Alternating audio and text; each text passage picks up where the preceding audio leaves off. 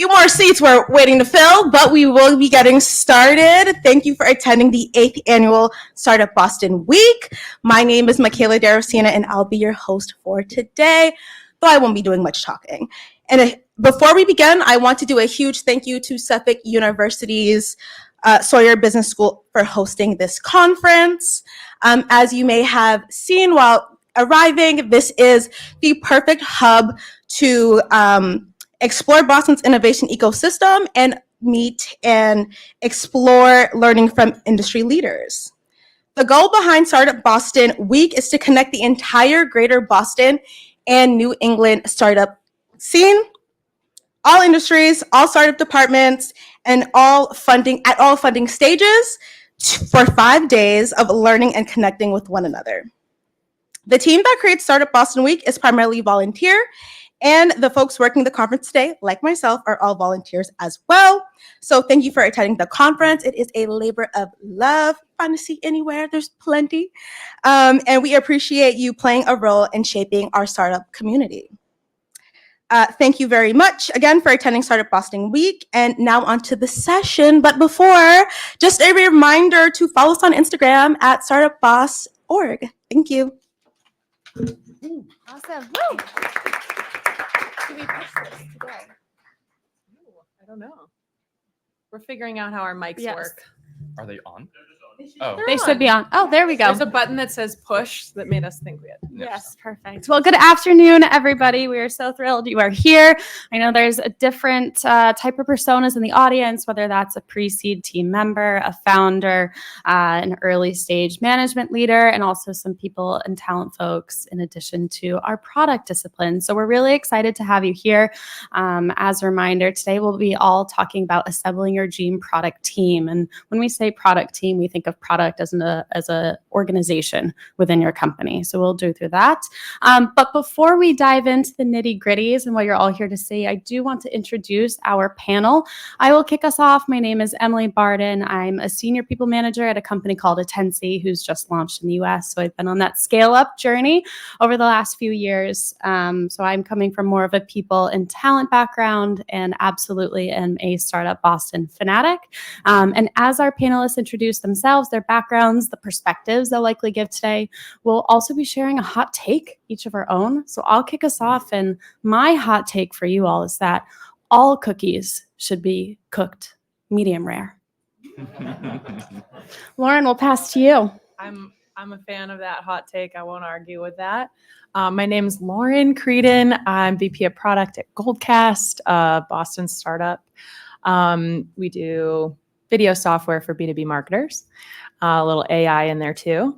My journey through the Boston startup scene started with 5 years of failed startups. Then I got to work at growth stage companies from 50 million in revenue on the growth curve to 200 million. Got 2 different playbooks of experience there, and then came back to Series A at Goldcast. So really run the gamut of failures, successes, and product teams across a few different playbooks and disciplines and growth stages. And my hot take for you today is that you can wear white after Labor Day. Yeah. Your permission is granted. It's okay. Everyone's clutching themselves. Hi, good afternoon, everyone. I'm Jason Wu. I'm the People Ops Manager / Ops Swiss Army knife over at Saturday Robotics. We're a small robotics startup. Been slowly coming out of stealth mode. We're looking to roll out a direct-to-consumer, fully automated robotic laundry service. Bit of a mouthful there, but I started my career in the sort of big tech side of things, in university relations, talent operations, recruiting. Took this opportunity to go into basically like a Series A startup. I was employee number 20 and been growing ever since. It's been a bit of a change over the past 3+ years, but it's been great. Would not trade it for the world. My hot take, I was thinking about this when we were by the door, but I want to preface this by saying I'm a Bostonian born and raised. However, the food scene here,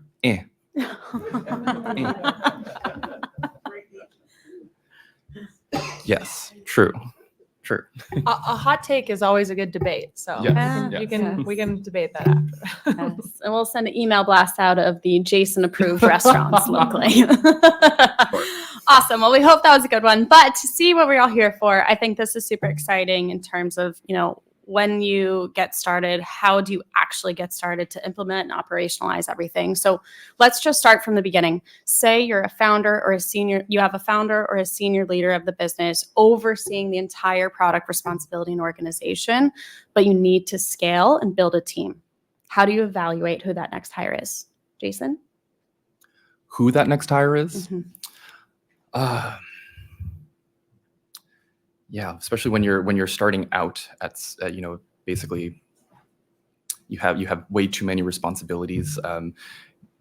There just needs to be something where like basically like a thought exercise, thinking of like, hey, what are the things that I want to continue doing, like as the one of the leaders at the company, and what would I like to hire for? And sometimes that might be something that's very, very cookie cutter, right? Like, oh, I need to hire a software engineer. Oh, or I need to hire a mechanical engineer. I need to hire a marketing person.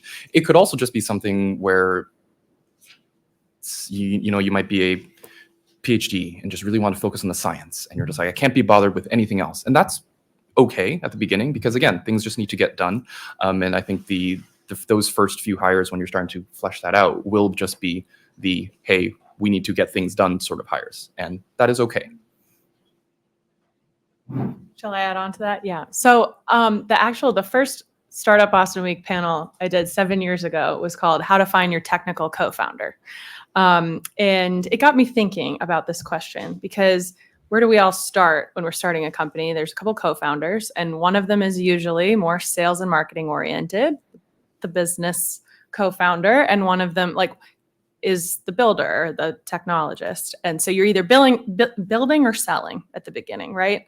And if you have a couple people that come together, somebody's got to build it, somebody's got to sell it, some combo of that. And it can be either of those two people might be the first product person at the company. If you're a co-founder and you're more of the CEO type, you might have more of the business strategy, and you might have a co-founder who's more on the PhD side, and that CEO role might act like the first product manager. As you're raising some money, hiring some engineers, that CEO might be the first product person.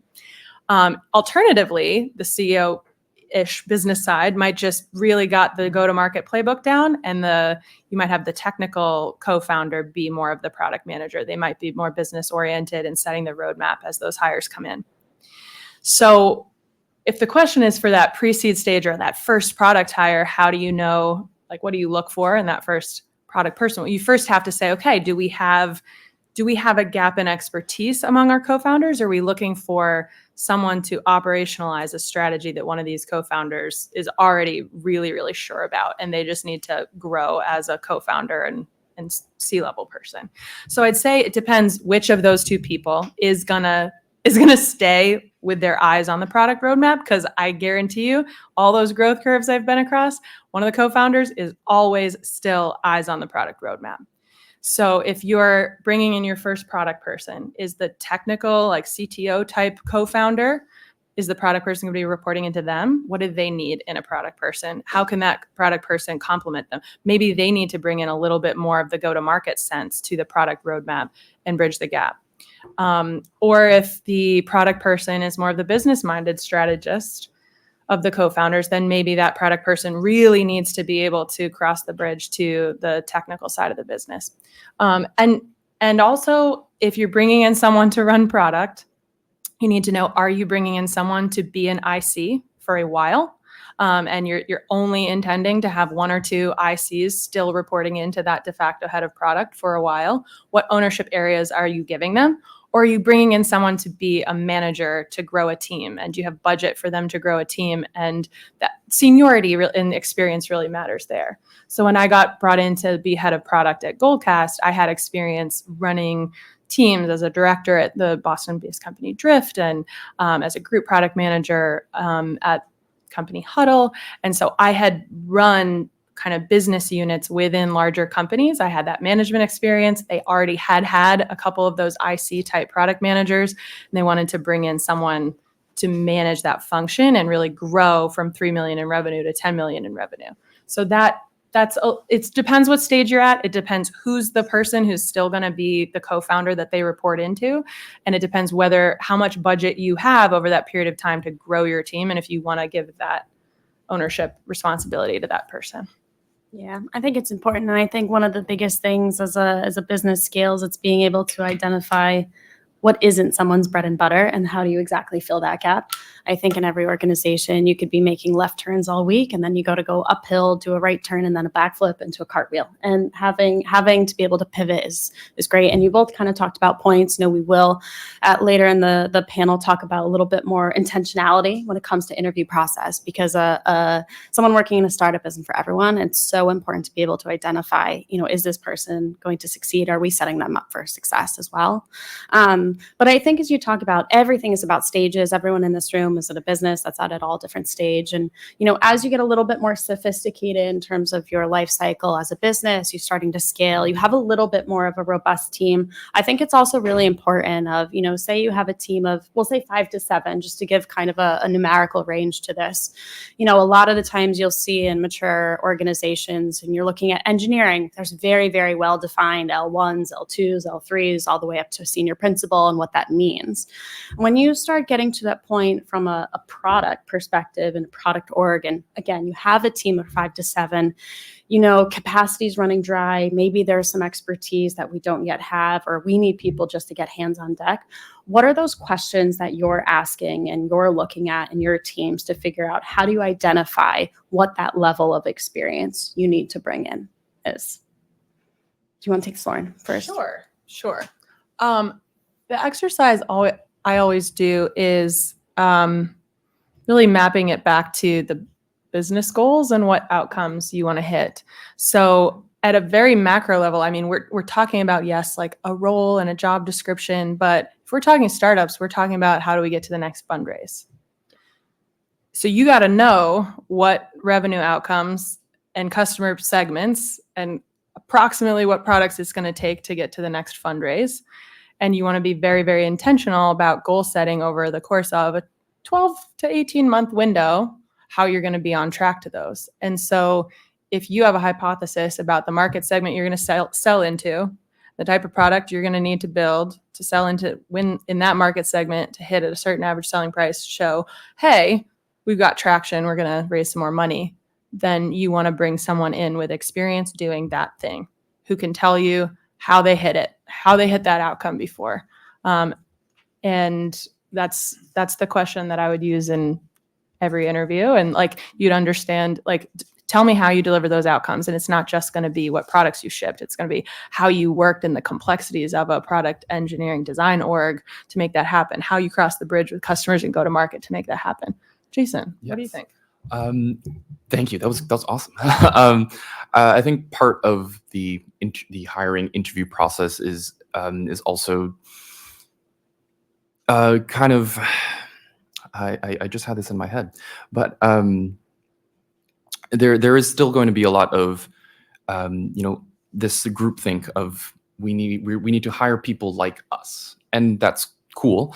To Lauren's point, looking ahead is very important, and being transparent about that vision, I think, is also very important, because you want folks to self-select into your process, just like you are selecting them to go through an interview.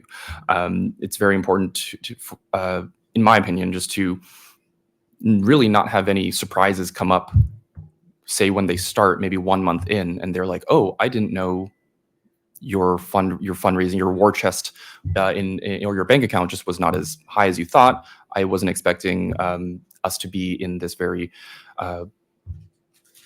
just this environment. And so just my personal policy is just being a bit more transparent than it might be necessary, but it really just kind of puts everything onto the table, and everyone can have a very frank conversation, whether it be about a product org, whether it be about the overall culture and environment of the company itself. Yeah. I think it's interesting as well because I think one of the things we're going to have a very open Q&A. We love like 20 minutes at the end for a good Q&A at the end of the session. Apologies for not saying that at the beginning. But I think, giving two different perspectives, I think what also comes to be is, and I think we've all had hiring managers try to do this of, hey, I just found this person, I'm going to hire them real quick. And it's like, whoa, we got to pump the brakes a little. We want to move super fast at all times and be agile, but it is a business hiring together. So as you look at it from a product leader perspective and in a recruiting and people and talent function, what are some of the best ways that your two functions can work together? So Lauren, when you've figured out and identified, this is the level of skill set we need, you're in a recruiting kickoff call, what are the best ways that you can partner with your recruiting team to make sure they're going to market for the right hire that you need? Wow. I think it always really starts with me knowing. And I find that oftentimes in that first meeting, I haven't quite thought it all through yet.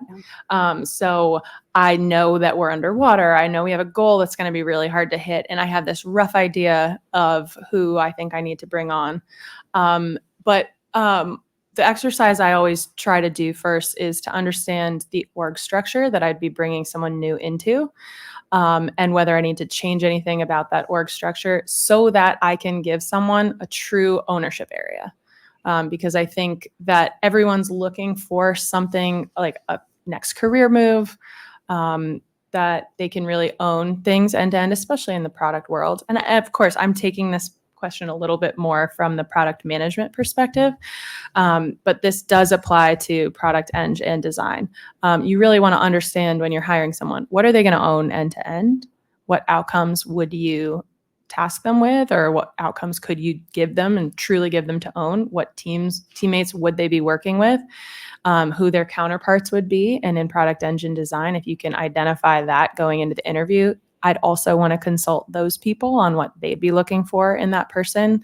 The earlier they're consulted, the better that relationship will be long-term in the hiring process as well as beyond. So I think about whether I'll need to take responsibilities away from anyone else on the team too.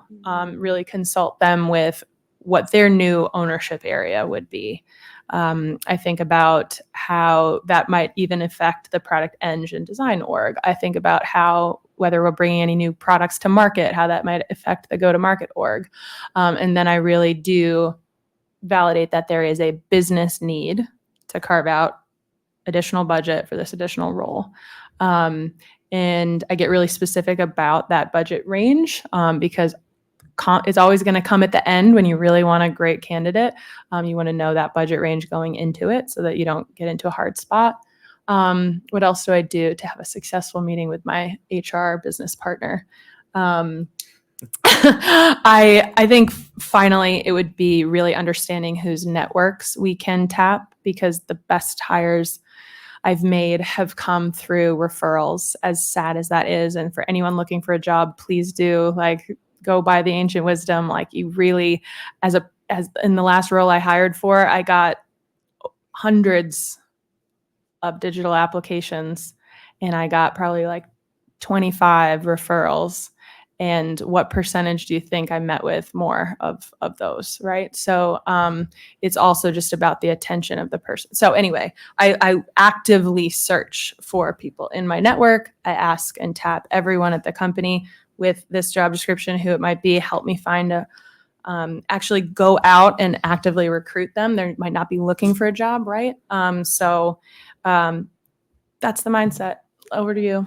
Cool. So if Lauren was my product leader, hiring manager, she has already done all of this great thinking, all this, analyses, being very mindful and thoughtful of that. My job would be to, if I had a team and myself, we would, I would come into that meeting with a portfolio of 10 people that we've already found to basically create a candidate persona, right? So while you are giving me all of these great criterion and what potential responsibilities this hire would have, I'd be like, hey, out of these 10, 20 people that, we found on LinkedIn, or they could be referrals, I'd say these 5 seem to mesh with what you're saying. And then Lauren will look at them and be like, this person may need, a bit more, hand holding because they might be coming from maybe a just like different industry, but I would still welcome a call with them. And then so this is going to help inform me and my team of who we're going to talk to and who we are also going to engage, whether it be proactively sourcing folks, engaging with folks who are sending in digital applicants, and then just refining that process. Having that bidirectional feedback loop is so important. We both are, I'm sure, are probably like inundated with emails and messages, but just sending over a quick little thing saying like, hey, we've got this one candidate. They look pretty good. We just had a conversation with them. They look great. When can we bring them in? Because time is of the essence when it comes to that. And I did want to also touch upon something that Lauren mentioned just about like referrals, specifically when it comes to digital applicants. Depending on how your work setup is, if you're any form of hybrid or some semi-remote, even full remote, your recruiting partners, your recruiting teams, just the whole company is just going to be inundated with thousands. Hundreds was, I thought was kind of low, like thousands of applicants depending on the type of role. And it's, there's a balance between, yes, referrals, it's great that like we know folks, but then there's always that, moral piece in the back of your mind saying like, hey, like, what about all these folks that are coming in? How do we process them? And my personal answer is that like, you just either kind of have to process them one by one, or you're going to have to start going through some heuristics in your mind of like, we cannot take any, say, international, employees, because you may not have that infrastructure set up and just need to cull the herd of applicants, if you will. Don't skip any steps of whatever this process is, because it is like when you're at a startup and you get budget to make a hire, like it is the rarest, most wonderful thing, right? And then you get to do it, and then you're in crunch mode and you're just like, I just need someone. I just need to bring them in. And so, okay, I've interviewed 20 people already. Like, I've been there when that didn't go well. And then you're like, I skipped steps and now I just need to bring this person in.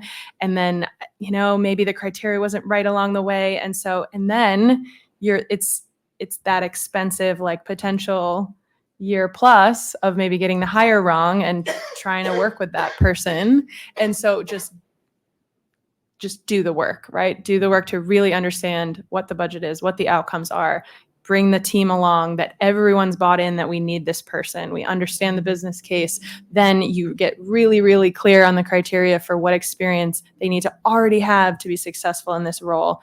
And then really be disciplined about who you interview. There'll be people who are like kind of a good fit, and and you should give some of those people a try, but be really disciplined about raising your bar for what you'd accept. I mean, there's a lot of great talent out there. And if you keep looking a little bit longer and if something's not right, go back to your HR business partner, because it's so expensive if you get it wrong. Yeah. Part of my job too is also, we talked about like a profile, some sort of like persona. How I think about this, hiring manager, HR VP relationship too, is also to be a sort of devil's advocate when it comes to some of the unconventional backgrounds, right? For instance, we've hired a bunch of folks from the Navy who have worked, veterans who have worked on, huge naval vessels that, although they were very, pardon the pun, regimented in their, day to day, we believe that they could be able to come into the environment of, amorphous startup life and do the things that need to be done. And they may not have, 5 to 8 years of solid product experience or electrical engineering experience that we are focusing on, but, they seem to be able to do the job. And I'm like, it's my job to be like, hey, what about this guy? I think what's interesting, and it's so important to remember, is that as you say, it is a partnership when working across people and whatever your discipline is, not just product. It's not HR versus, and I'm sure there are situations, whether it's whatever side you're on, it can feel like that, but ultimately it's what's best for the business.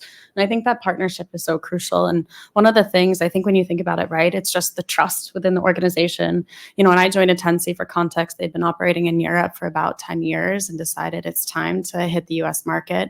I was our first US hire. And as we went to market for hiring, it was setting the scene of, we have not yet done this before. And as Lauren had said, I come into the meeting, I have a rough idea. I don't know exactly what you want.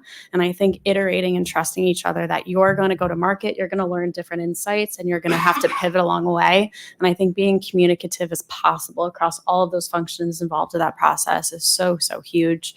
And especially for our early stage folks, when I think about 3 years ago when we were hiring our first sales hires, it was, as you say, it has to be that right person, especially in the early days. I think, I have some qualms about this. You have your A players, your B players, your C players. There is a space and there's time in an organization where you need all of that, right? But I do think early on, the question we had always asked ourselves is this person going to pioneer this business unit for us in the US market? And you have to be really, really disciplined when answering that when you're considering candidates. Because as you say, if you make that wishy-washy, we don't have full confidence, especially in the early days, you really end up kicking yourself for and impacting the business long-term for that. I wanted to take a moment. Great comment. That was wonderful. I didn't acknowledge that. That was a great point. And it made me think that we have been acknowledging a lot of the challenges faced by hiring managers when assembling your dream product team. And I just wanted to take a brief moment to anyone listening who might be applying to be part of a dream product team. And I just wanted to quickly acknowledge that when I'm giving hiring managers this advice about being so selective, about exactly the experience and the outcomes you need to be successful and trying to train that muscle, like the thing I would say to people who are applying to jobs, if you happen to be interviewing with a hiring manager who is being that selective and you make it far and you don't get it, just please know that is just not a bearing on you. Like it is because a hiring manager is trying to be so selective about the exact experiences, and we're in a job market where they can be. And so do try to position and customize your resume and the moments that you have in that interview to really highlight the precise outcomes that replicate like what you would be doing in that role. A hiring manager wants confidence. You already know how to do this. You're already bringing a playbook to my org that I can depend on you to own something end to end. So do emphasize that specific experience. But if you don't get it, don't be deflated. It's deflating. Be deflated for a day. But go out and think about what experience now could I get that would allow me to get that dream job one day. What could I go do that would allow me to speak about those outcomes in the dream job that I really want? And keep trying. You'll find something where your skills are really a fit. I know it's tough out there. Yeah, and I think those that are job seekers, I surely hope you are attending the Startup Boston Week Career Fair tomorrow night at 6:00 as well. But I do think it's interesting, right? And it's all about the stages and maturity of the business. Where we're at right now, for me personally and the team that I'm working with, we have this saying of we just need to get the person on the bus. Very recently, we went to market for a very, very senior customer success hire. Comps were a little bit high than what we were ready to go. We're, talking to investors right now. Obviously, costs and profit is what's being looked at with a fine-tooth comb right now. And we ended up finding someone that was a little bit more junior than we thought, but we're like, when she's going to be here for 2 years, she's probably going to be in that position we're looking for. And sometimes you just have to get that right person on the bus. And I think that's the exciting part of that startup journey and adventure you're on, is you get to be there one day to be able to have that. But kind of diverting a little bit into something a little bit more of a granular topic. A lot of the times, you're traditional when you think about going to market for hire, a W-2 salaried employee is usually the common thought. There's absolutely room and space for contractors as well. So, for your teams, how do you know if a contractor is a right fit to fill your need? Yeah, I can pick that one up. especially in an very engineering-focused company, looking at, again, the projects and priorities. What needs to be done? Are these projects, can they be done in 3 months? Right? You do not want to be hiring someone, going through a long hiring process to, hire a W-2 employee just for them to be hanging around, twiddling their thumbs, or, just grabbing their 6th cup of coffee during the day, which is, fine and necessary.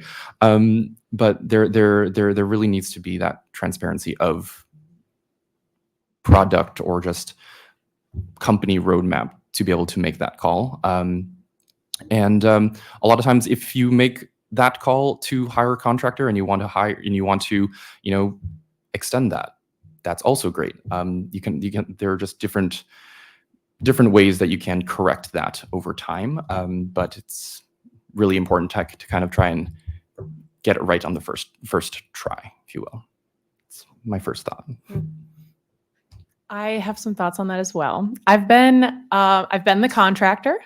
I've been the hiring manager of a contractor, and I've been the hiring manager of people who are not contractors, right? So like when to do which. And I've worked with many contractors who've also come on to full time. I think the most interesting thing you mentioned there, Jason, was using it as a trial period.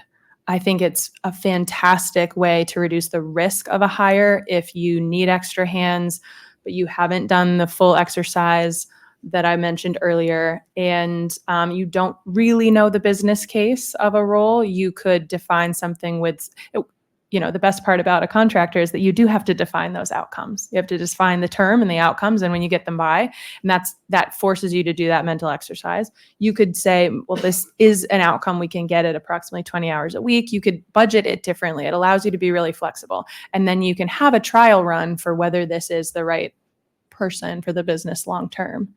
So I think that's one case where you really could do it if you don't know what your long term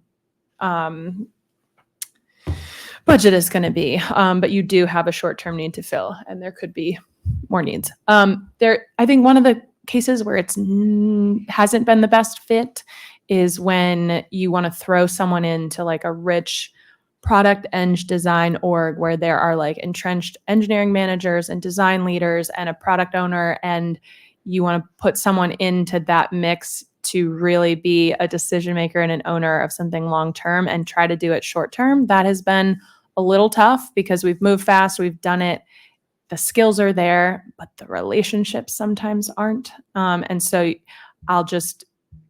the warning I'll give is like, just again, like I mentioned earlier, make sure everyone's really on board for what this person's going to do. If they're a contractor, understand the business needs of why they're a contractor, but certain roles, be careful. Jason, do you have anything to add there? No, Good. good.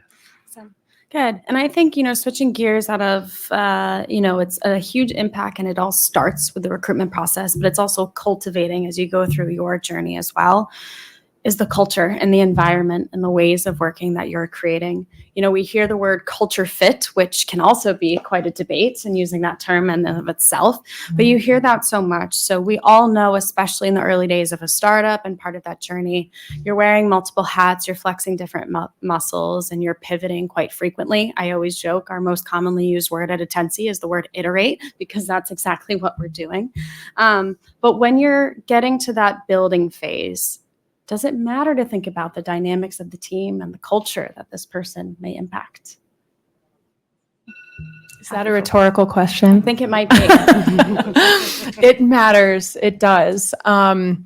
So how? I found myself reflecting on two of the growth stage companies I worked at, Huddle and Drift. Two of the best company cultures. I just was so lucky. I really, really learned what good culture felt like. And I learned the importance of values and making that part of the review process and building that culture. And so I believe in it. And I've also seen what happens when there isn't great culture. Goldcast has great culture too. Those two companies, I met my fiance at work. I met my best friend at work. Like there's something to be said for like, wow, they really did bring people with similar values together. And so that can really, that extends all the way to customers. And it extends to the like what we all come to work for, which is having some, you know, a little bit of meaning, a little bit of fun, producing some value. So, and it helps everyone have like advance in their careers when there is that culture. And culture means focus. It always comes back to focus. What are you focused on doing as a company? What is your strategy? But what are your values? And how do you focus on making that the living, breathing heart of the company? So it's going to be, your culture is going to be different for each company, but it comes down to who are your core counterparts?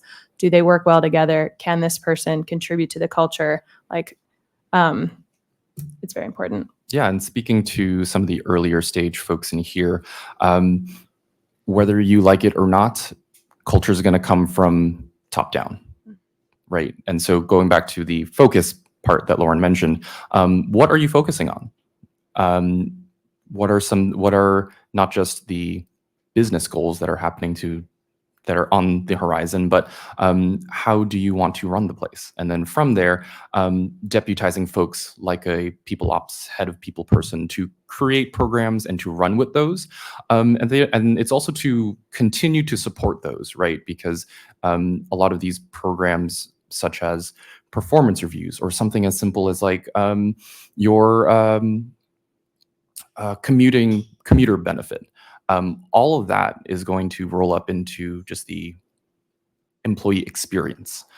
So as soon as they walk through the door, yes, they have a cool job and a lot of responsibilities that they want to do and that you want them to do, but it's also, you know, how are they going to feel when they're doing it?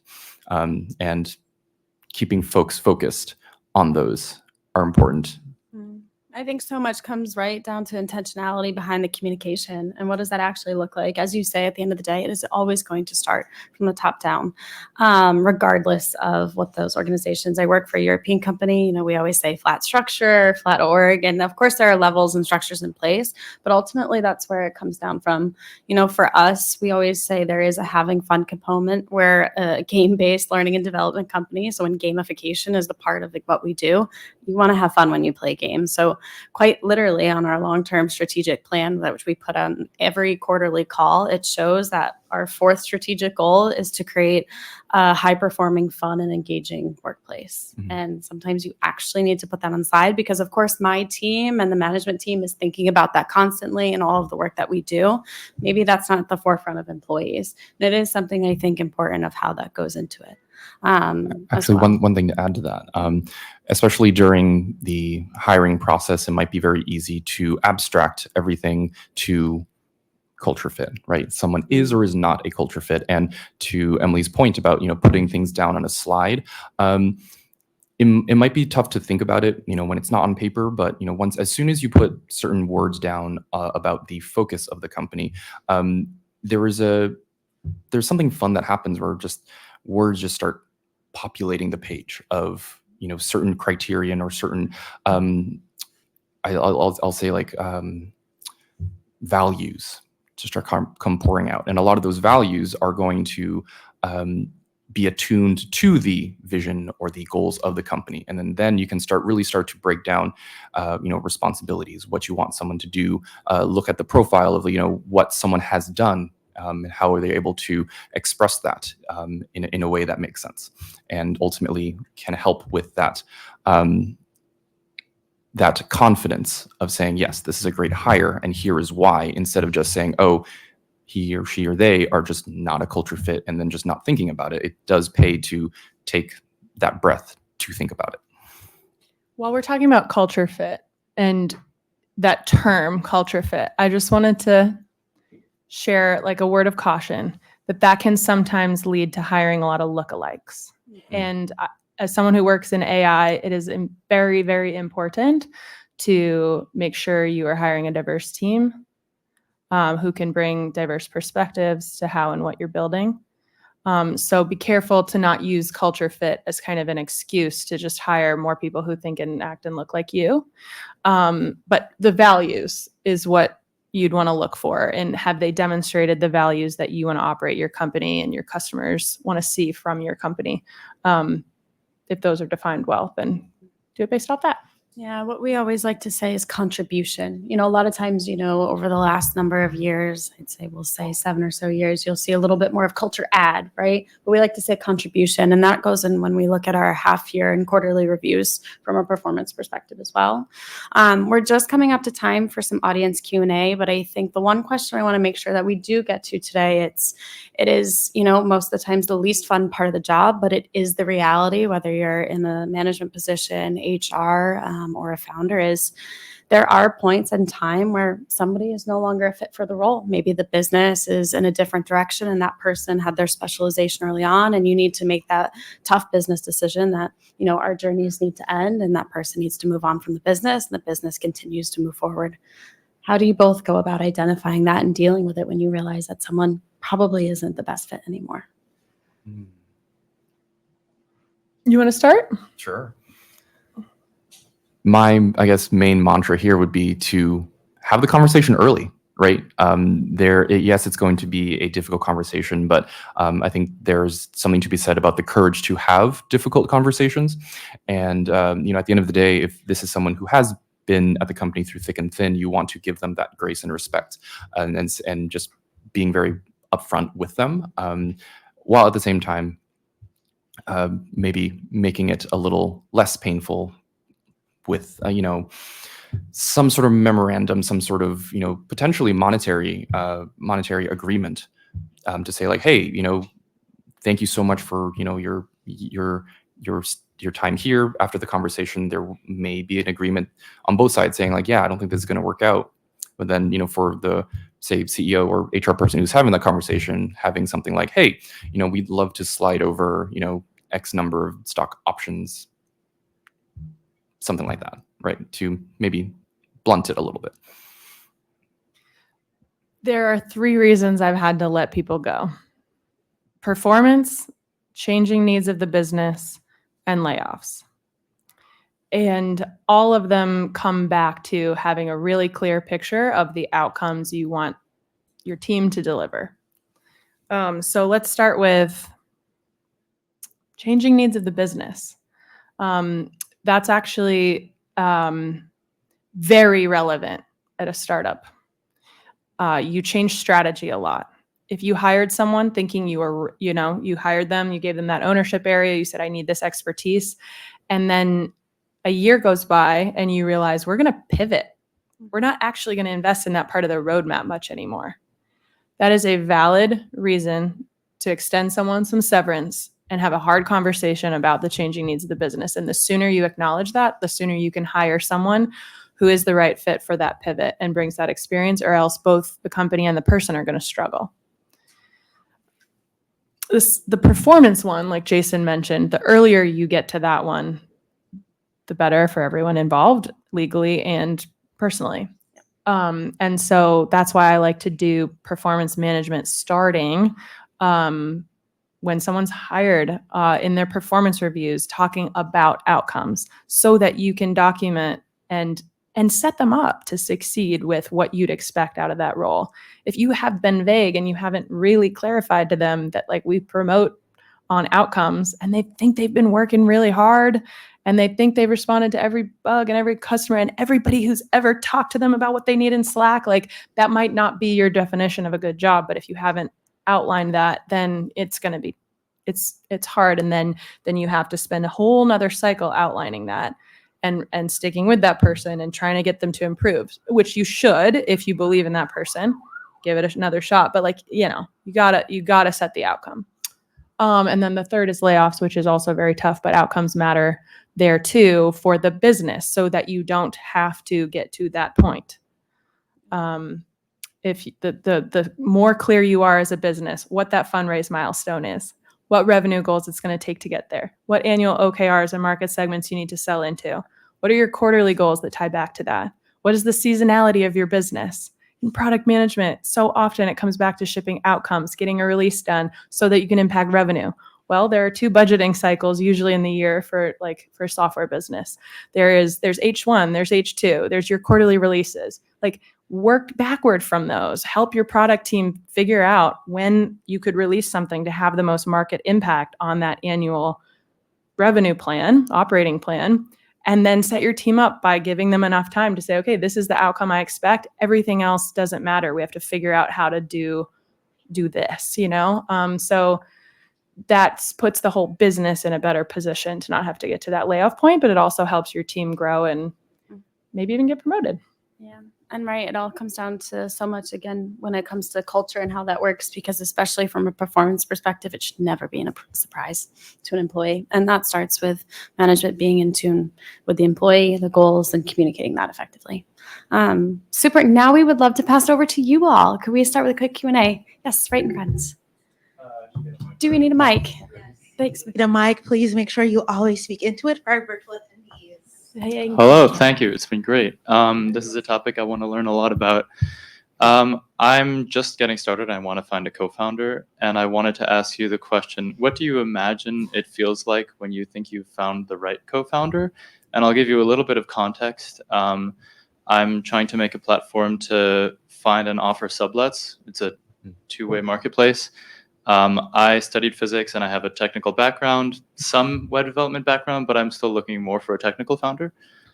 So that's, I want to know, at what point do you think it's the right technical founder? What does it feel like when you found that person?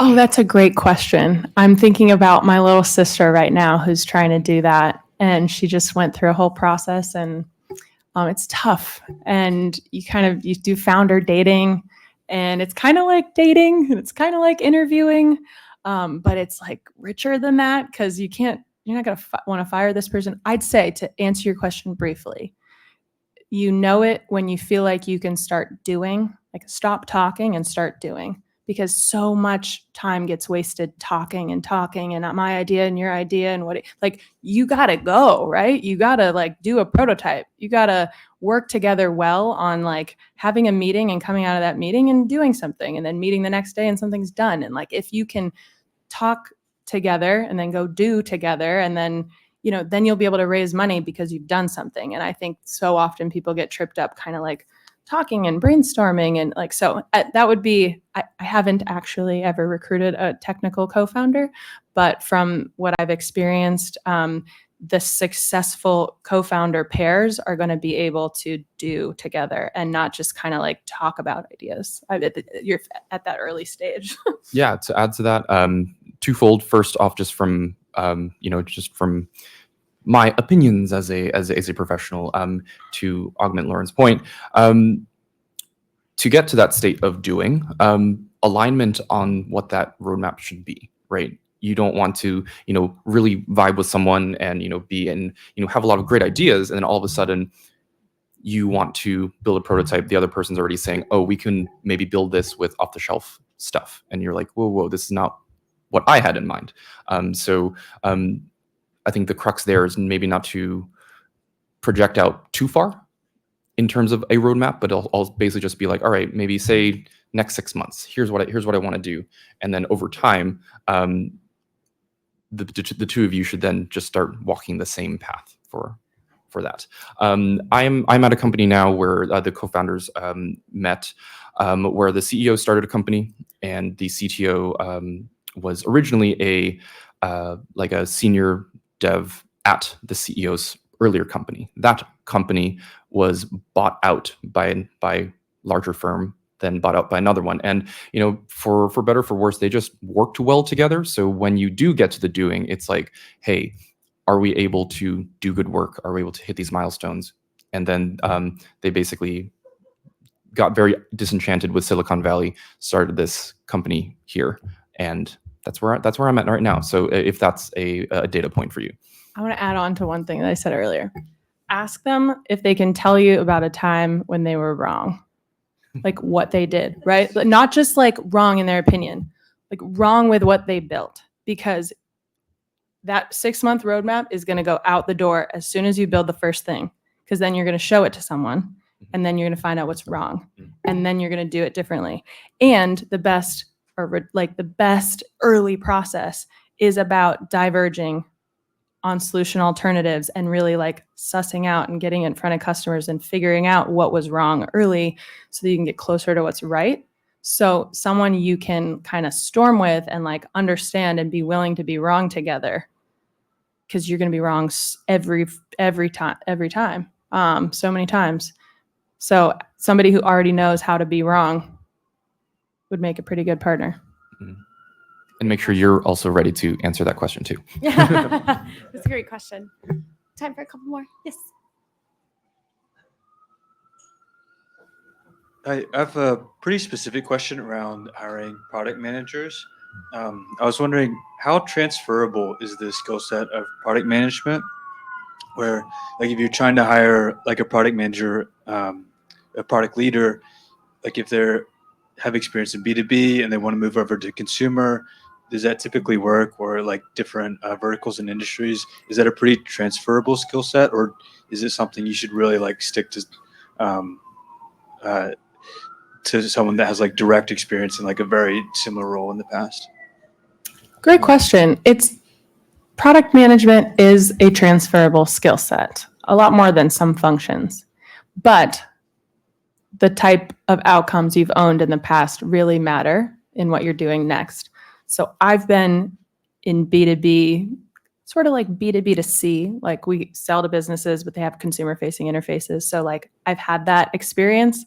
And there was one day that I realized I'll probably never get a job at Spotify. Like I just don't know how to do that type of product management, and I don't know how to manage other product managers to optimize like for every little algorithm tweak and like get usage up like in a consumer facing app. I just don't know how to do that. I know how to grow revenue for software companies that are doing your typical enterprise sales motion. Like that is a skill. So I think there's two sides to your question. It really depends on how big the company is. In the startup realm, like if you're looking for it to hit a specific growth goal and a specific revenue goal, you're really going to be more successful if you bring someone in who has already done that. So it is a transferable skill set, but it depends how selective you can be with the hire that you bring in. I'll say it would depend on the product offering of the company. If you're applying to or hiring for a company that is just has this one product or service and that is all they do, it's a tried and true thing. They're going to Lauren's point, like want to find folks that have done this before. But if you're at a different company that may be more diversified in their product offering, especially in the startup realm, when you do get the okay to hire someone, it is usually a sort of amalgam type role in the sense that, we might be looking for like our first like 3 product managers, right? Or first 2. And, those 2 will need to kind of share the development of this more diversified product line. And so if you have some experience there, and the other person can kind of shore up the other ones, you can, at that point, get a little bit more exposure to other things to basically then say, hey, I have done these things. And so that might, if you are looking for or hiring for folks like that, that may be a place to just kind of think about. One of the questions I love asking a hiring manager when we're going through that process of trying to decipher, is it direct or is it transferable, is what is their capacity and how much time and attention can they give this person to coach them? Because you're likely at a stage of your business where there is somewhat of a need there, been there, done that, and mentality or experience coming in, just given the needs of the team and what they can offer this person versus someone being junior needing a lot of coaching to get there. I'm going to contradict something I said briefly. I often tell people that they don't need experience in AI/ML to get into AI/ML, and because we need more people, diverse backgrounds working in AI/ML. So what I will say is the things that are less transferable or like more valuable to already have experience in is go-to-market motions, customer personas or segments, and like the types of metrics you're going to be measured by. So I've like the technical type of product I'm working on, I can swap between quite easily. I'm not a technical product manager, but I could work on this type of mobile app or this type of, integration suite or this type of AI ML content generation thing, like, because I know the basics of the rhythms of product management to deliver on outcomes for a particular customer segment. So I think of it more like, are you going to measure this person based off of them, increasing the user activation metric in an app like Spotify? Or are you going to measure them based off of like the enterprise win rate of a software? Like, have they owned those types of outcomes before? And then like the technical, specifics of the product they're working on could be more transferable, my experience, unless you're hiring a technical PM that needs that. Michaela, we have time for one more or no? One more. Back corner, I saw you go super fast, so I have to give you kudos there. So you guys were great. Yeah, you guys were great. But just one question that was just lingering was like, how does diversity in product teams like enhance, impactful solutions, especially like in underserved communities? That's a great question. Do you have the most experience with that? Do you want to go with? Sure. Well, as you heard me say a couple times on this panel, it matters quite a bit. It matters when I come back to that point that I made in answering the question about the co-founder willing to be wrong and exploring divergent solutions for things. Like the culture that is created when a bunch of people who think alike build something that they think is right, you're gonna build better products when you get people who have differing points of view, different experiences, different backgrounds together working on something, and who are willing to explore alternatives before diverging on a solution. So in my experience, it can contribute that. In AI specifically, it can help us build more ethical products. I don't need to list out the things that have been exposed when that doesn't happen. But I think it's incredibly important for product leaders to figure out what they need to do to attract more diverse talent and to listen to those needs. And it can be diversity of a whole range. I'd love to hear more of what you think about the answer to that question. Do you have an opinion on that? Tell me more about your background. Are you in product? I'm not. I'm not in product, but I'm in like community-led growth. Mm-hmm. Did 2 startups in nonprofit social impact work, and I think you hit it right on. It's essential because when you're taking different perspectives into feedback, especially with AI, being unbiased and things of that nature, and not knowing actually what goes on, it's really important to connect with underserved communities in that way, because underserved communities would be more receptive to people from their sort of background, their lived experience, things of that nature. So you got to be able to tap in with that pool as well. What do you think product teams could do better to tap into that pool? Great question.